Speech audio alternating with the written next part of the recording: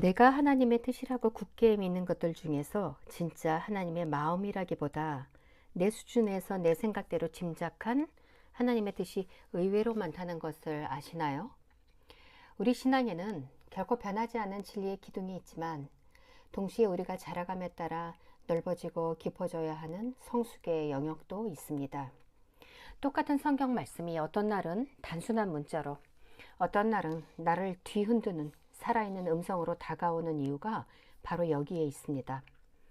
신앙이 자라면 늘 읽던 성경 말씀도 조금씩 다르게 보이기 시작합니다. 시편 23편 1절을 예로 들어보겠습니다. 여호와는 나의 목자시니 내게 부족함이 없으리로다. 이 말씀은 하나님이 돌보신다는 고백과 진리를 담고 있지만 신앙의 수준에 따라 해석의 깊이와 색채가 달라집니다. 어린아이들이나 이제 처음 믿기 시작한 성도들에게 부족함이 없다는 말씀은 필요한 물질이나 건강, 성공을 부족하지 않게 채워주실 것이다 라는 말로 들립니다. 하나님은 내 소원을 들어주시는 분이기 때문에 내 삶의 고난이 해결되고 필요가 채워지는 것에 모든 신앙 초점이 맞춰져 있기 때문이지요. 그러다 신앙이 좀 깊어지고 삶의 고난을 통과하게 되면 이 말씀에 대한 해석은 채움에서 관계로 이동합니다. 상황이 여전히 어렵고 손해 준 것도 없지만 목자이신 하나님이 나와 함께 계시기 때문에 그 자체로도 충분하다라고 느끼는 단계입니다. 신앙이 더욱 깊어질 때 이 구절은 존재론적인 신뢰의 고백으로 변합니다. 자신의 의지나 판단을 내려놓고 목자이신 예수님께 맡길 수 있게 됩니다. 이때에는 하나님의 선하신 목적이 내 삶에서 이루어지고 있다는 확신이 있기 때문에 어떤 상황에서도 평강을 느낍니다. 같은 말씀인데도 신앙의 성숙도에 따라 해석이 참 다르지요? 최근 기독교 윤리 실천 운동에서 실시한 한국교회의 사회적 신뢰도 여론조사 통계를 알고 계신가요? 가히 충격적입니다. 한국교회를 신뢰하지 않는다는 응답이 75.4%였습니다. 신뢰한다는 응답은 19%에 불과했습니다. 정치에 개입하는 극우 세력과 코비드19 당시 방역에 협조하지 않던 교회들에 대한 불신이 고착되었기 때문이라는 분석이 있었는데요. 특히 삶은 참여자들은 한국 교회의 신뢰 회복에 가장 필요한 것이 윤리와 도덕 실천 운동이라고 답했습니다. 이것은 우리 신앙 고백이 삶으로 증명되지 못했다는 세상의 날카로운 평가입니다. 겉으로 보이는 예배는 회복되었지만 현재 한국교회는 낮은 신앙 수준으로 인해서 사회적 불신이라는 부메랑을 뼈아프게 맞고 있습니다. 어쩌다 하나님의 교회가 교회 집단의 필요와 이익에만 몰두하는 초보적 단계에 고착되어 버린 것일까요? 이 불신의 위기를 넘어 교회에 대한 신뢰를 회복하고 우리 때문에 가려진 하나님의 영광을 다시 드러내기 위해서는 성경 본문을 읽는 눈부터 나를 넘어 이웃과 세상을 향한 성숙의 단계로 나아가야 합니다. 그런데 많은 성도들이 신앙도 자라야 한다는 것과 단계가 있다는 것을 모르거나 잘못 알고 있거나 관심이 없습니다. 그래서 오늘은 크리스찬 심리학자인 제임스 파울러의 신앙의 발달 단계를 소개드린 후에 에베소서 4장 13절 말씀을 원어 단어를 통해서 우리가 이르러야 할 성장과 성숙의 종착지를 확인해 보고자 합니다. 많은 성도들이 신앙을 한 번 믿으면 다 되는 정지된 상태나 교리적 지식을 습득하는 것으로 착각합니다. 그러나 성경은 우리에게 이르라고 명합니다. 도대체 어디에 이르라는 것일까요? 성경이 우리에게 이르라고 하는 곳이 어디인지 알아보기 전에 제임스 파울러의 신앙 발달 단계를 통해 현재 우리 자신의 신앙 위치를 점검해 보면 좋을 것 같습니다. 파울러는 신앙이 나이가 든다고 자동적으로 성장하는 것이 아니라 하나님에 대한 지식이 쌓여야 하고 주변 사람들과 좋은 관계로 잘 지내야 하며 여러 가지 사건들을 믿음으로 통과해낼 때 한 단계씩 더 깊은 곳으로 나아가는 것이라고 했습니다. 각 단계는 각각의 시기에 맞는 의미와 가치가 있어서 통합된 인격을 만들고 일관된 안정감을 느끼며 살아갈 수 있게 한다는 점에서 아주 중요합니다. 심리학 이야기를 왜 설교 시간에 하느냐라고 하실 수도 있을 텐데 심리학은 하나님이 주신 일반 은총의 영역이기 때문에 이 또한 우리가 알고 활용만 할 수 있다면 우리 신앙이 더 풍성해질 수 있다는 점에서 나쁘지 않습니다. 일단 들으시면서 본인이 어느 단계에 속해 있는지 스스로 가늠해 보십시오. 자, 첫 번째 0단계입니다. 영아기이죠. 출생에서부터 24개월까지인데 부모의 따뜻한 품속에서 신뢰를 배우는 기간입니다. 이때 경험한 부모님의 사랑이 훗날 하나님을 신뢰하게 만드는 소중한 믿음의 뿌리가 됩니다. 반대로 이 시기에 충분한 사랑을 받지 못하면 나중에 하나님을 인격적으로 신뢰하는 데에도 어려움이 있습니다. 1단계는 유년기입니다. 3살부터 7살까지지요. 이때는 하나님을 머리가 아닌 그림으로 만나는 시기입니다. 주일학교에서 들은 이야기와 자기 상상을 합쳐서 하나님을 동화 속 마음씨 좋은 할아버지나 힘센 아빠처럼 믿습니다. 2단계는 아동기입니다. 성경을 글자 그대로 믿으며 하나님을 인과응보의 원리로 이해하는 단계이지요. 기도하면 복받고 죄 지으면 벌받는다는 식으로 하나님을 정의롭고 정확한 분으로 인식합니다. 그런데 성인들 중에도 의외로 이 단계에 계신 분들이 많습니다. 내가 이만큼 헌금하고 봉사했으니 하나님도 그만큼 해주셔야 한다는 일종의 거래하는 신앙이 바로 이 단계의 모습입니다. 3단계는 한마디로 이제 우리 목사님이 우리 교회가 맞다고 하면 나도 그렇게 의심 없이 믿는 단계입니다. 파울로는 대다수의 성인이 이 단계에 머물러 있다고 말합니다. 이 단계는 스스로 하나님을 고민하기보다 집단의 생각에 무비판적으로 동화되기 때문에 위험합니다. 자, 4단계는 남들이 믿으니까 나도 믿는다. 이것이 더 이상 통하지 않는 신앙의 사춘기이자 가장 고통스러운 성장 단계입니다. 정말 하나님이 계실까? 내가 믿는 게 진짜일까? 라는 질문을 스스로에게 던지며 정해진 정답이 아닌 자기만의 언어로 신앙을 다시 세우기 시작합니다. 이 과정에서 생기는 의심과 방황은 믿음이 병든 게 아니라 오히려 3단계라는 껍질을 깨고 성숙의 바다로 나아가고 있다는 증거이지요. 5단계는 머리로 이해할 수 없는 하나님의 신비를 인정하고 이것 아니면 저거다 라는 그 좁은 생각에서 벗어나서 내 신앙만이 아니라 남의 신앙도 존중하고 다른 생각을 가진 사람과도 기꺼이 대화하는 포용력 있는 신앙 단계입니다. 진정으로 성숙한 신앙은 담을 쌓는 것이 아니라 다리를 놓는 신앙입니다. 세상의 질문에 귀 기울이고 아픔에 공감하며 그리스도의 사랑을 흘려보내는 진짜 신앙의 어른이 되는 시기이지요. 이런 어른들이 한국 교회에 많아져야 합니다. 저도 그런 어른이 되고 싶습니다.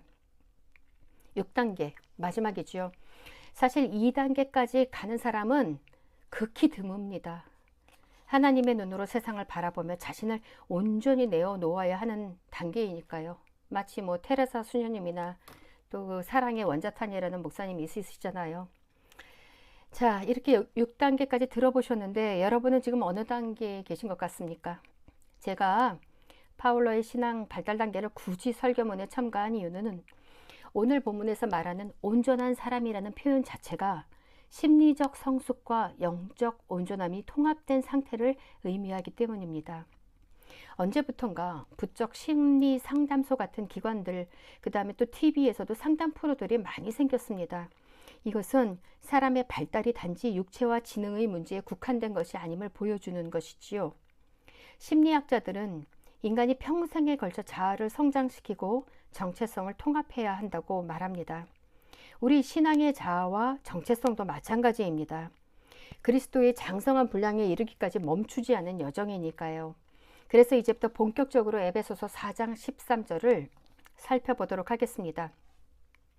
개역 개정으로는 우리가 다 하나님의 아들을 믿는 것과 아는 일에 하나가 되어 온전한 사람을 이루어 그리스도의 장성한 분량에 충만한 데까지 이르리니 라고 번역이 되어 있지만 헬라어 성경을 직독직해하면 이렇습니다. 우리 모두가 하나가 되어 하나님의 아들을 깊이 아는 일에 이르고 흠없는 어른이 되어 그리스도에 가득 채워지심이라는 성숙의 기준까지 자라갑시다. 이제 이 헬라어 원문이 가리키는 성숙의 방향을 5가지 핵심 단어로 설명하겠습니다. 이 단어들은 크리스찬들의 종착지가 어디인지를 분명히 보여줍니다. 첫 번째 단어는 에노테스입니다. 우리 모두가 하나가 되어 할 때 사용된 단어이지요. 성숙은 나 혼자 득도하는 것이 아닙니다. 에노테스는 단순한 뭉침이 아니라 일치를 의미합니다. 낮은 단계의 신앙은 우리끼리만 뭉치지만 장성한 신앙은 그리스도 안에서 모두와 하나가 되는 능력을 갖춥니다. 뿐만 아니라 세상과 담을 쌓는 신앙이 아니라 그리스도의 사랑 안에서 세상과 연결되는 하나됨의 실력을 갖추는 것도 포함됩니다.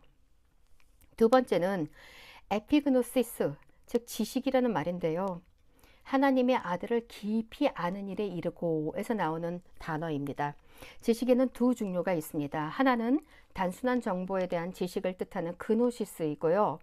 다른 하나는 그 그노시스 앞에 에피라는 말을 붙인 에피그노시스입니다. 이것은 체험을 통해서 완전히 장악된 지식, 즉 관계적 지식을 뜻합니다. 하나님을 나의 소원이나 들어주는 진의 정도로 알던 수준을 넘어서 그분의 성품과 인격을 내 삶 속에서 깊이 경험하여 알게 되는 지식이지요. 하나님의 아들을 그렇게 알아야 한다는 것입니다. 세 번째는 텔레이오스입니다. 흠없는 어른이 되어. 여기서 온전함은 도덕적 완벽이 아니라 목적에 부합하는 성숙함을 뜻합니다. 아기가 아기다우면 온전한 듯이 어른은 어른다워야 온전합니다. 파울러가 말한 자기 신앙의 책임을 지는 단계를 지나 다른 사람을 포용하는 단계로 나아가는 것이 바로 텔레이오스가 되어가는 과정입니다. 어린아이는 자기 밥그릇만 챙기는 것이 당연합니다. 그러나 어른이 되어서 남의 밥상까지 차릴 줄 안다면 그것이 바로 성경이 말하는 온전함, 즉 텔레이오스의 신앙 단계인 거지요. 네 번째는 메트론입니다. 분량, 기준, 자 이런 뜻을 갖고 있어요. 그리스도의 충만함의 분량까지 여기서 쓰인 단어예요. 성숙의 기준은 옆집 성도도 아니고 유명한 목사님도 아닙니다. 바로 그리스도라는 기준입니다. 메트론. 우리는 원수까지 사랑하고 세상을 위해 자신을 내어주신 예수님의 충만함의 수치에는 턱도 없이 모자랍니다. 그러나 예수님의 성품과 사랑을 닮아가려는 그 소망은 품어야 하는 것이지요. 자, 마지막 단어 플레로마투스입니다. 충만, 가득 참 이런 뜻을 갖고 있고요. 그리스도의 가득 채워지심이라는 이 표현에서 쓰인 단어예요. 플레로마투스는 원래 충만이라는 뜻의 플레로마라는 말의 소유격이에요. 소유격이라는 게 뭐예요? 누구에 이렇게 속해 있다. 나의, 너의 이런 거잖아요. 플레로마투스 다음에 그리스도라는 말이 나옵니다. 즉 그리스도의 충만이라는 의미입니다. 메트론이 자를 의미한다면 플레로마투스는 그 자의 마지막 눈금까지 빈틈없이 찰랑찰랑하게 꽉 채워져 있는 상태를 뜻합니다. 우리에게 제시하신 기준이 이렇게 높아요. 그래서 이제 이 헬라어들을 중심으로 다시 에베소서 말씀을 풀이하면 우리가 도달해야 할 최종 목표가 있는데 예수 그리스도의 성품이 우리 안에 빈틈없이 가득 채워져서 그분의 성숙하심을 그대로 닮은 어른다운 신앙인으로 함께 빚어져 가자는 초대라고 할 수 있습니다. 개역개정에서는 그리스도의 장성한 분량이 충만한 데까지 이르니라고 번역을 해서 자칫 잘못하면 저절로 시간이 흐르면 충만해지는 미래의 약속처럼 읽을 수 있지만 원문에서는 동사가 권유적 가정법, 1인칭 복수 가정법 형태로 되어 있어요. 그래서 우리말로 하면 뭐뭐 합시다 라는 청유형이거나 뭐뭐 하기 위해서라고 해석됩니다. 만일 이 본문이 명령형이었다면 듣는 우리는 율법적 의무감을 느끼면서 상당히 부담스러웠을 것입니다. 하지만 사도 바울은 청유형 동사를 사용해서 동기를 부여하고 공동체적 연대감을 강조합니다. 우리 뭐뭐 하자라는 이 1인칭 복수 가정법 동사를 사용해서 우리가 함께 도달해야 할 영광스러운 고지가 어디인지 가리키며 함께 가자고 손을 내미는 것이지요. 사도 바울이 명령형이 아닌 권유적 가정법을 사용한 이유는 신앙의 성숙이 결코 혼자만의 힘으로 쥐어짜낼 수 있는 성취가 아니기 때문입니다. 헬라어 문맥 속에서 이 이른다는 과정은 우리가 그리스도라는 몸에 붙어 있을 때 함께 도달하게 되는 상태를 의미합니다. 즉 그리스도와 다른 그리스도인들과 깊이 연결될 때 그분의 생명력이 우리에게 흘러 들어와서 자연스럽게 맺히는 열매와 같다는 것이지요. 그리스도인이 된다는 것은 과연 무엇일까요? C.S. 루이스의 말을 빌리자면 기독교 교리에 동의하며 나라는 존재를 그리스도께 양도하는 것입니다. 내 야망과 목표를 내려놓고 예수님을 닮아가는 것을 삶의 목적으로 삼겠노라고 하나님과 언약을 맺는 것이지요.